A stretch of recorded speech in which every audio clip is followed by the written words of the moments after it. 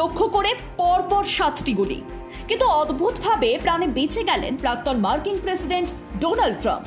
তার কান ঘেঁষে বেরিয়ে যায় গুলি।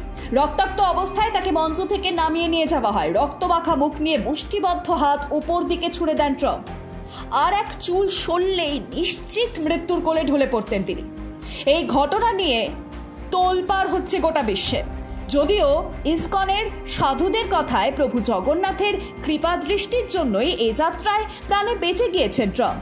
5ই নভেম্বর আমেরিকায় প্রেসিডেন্ট নির্বাচন এবং তার আগে স্থানীয় সময় অনুসারে শনিবার পেনসিলভেনিয়ায় এক নির্বাচনী প্রচার সভায় বক্তব্য রাখছিলেন ট্রাম্প।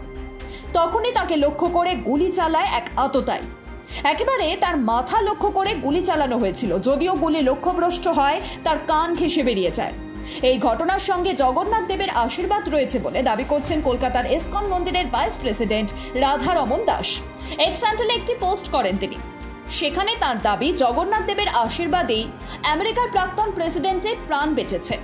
একসময় তিনি ভগবানের জন্য যা করেছিলেন তারই প্রতিদান স্বরূপ প্রাণ রক্ষা করেছেন প্রভু। আর এই প্রসঙ্গে 48 বছর আগে একটি ঘটনার উল্লেখ করেছেন তিনি। 1976 সালে নিউ ইয়র্কের রাস্তায় প্রথম রথযাত্রার পরিকল্পনা করেছিল ইসকন, কিন্তু কেউ রথ তৈরির জন্য প্রয়োজনীয় জায়গা দিতে রাজি হচ্ছিল না।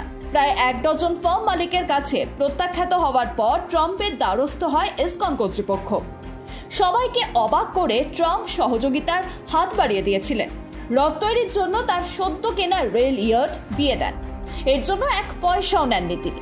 যেখানে আমেরিকার মাটিতে প্রথম রথের চাকা গড়িয়েছিল, সেই নিউ ইয়র্ক থেকে 273.2 কিলোমিটার দূরে বন্দুকবাজের হামলার মুখে পড়েন Donald Trump.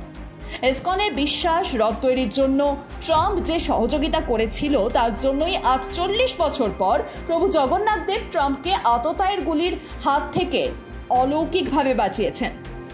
Bureau report, Ritam Bangla.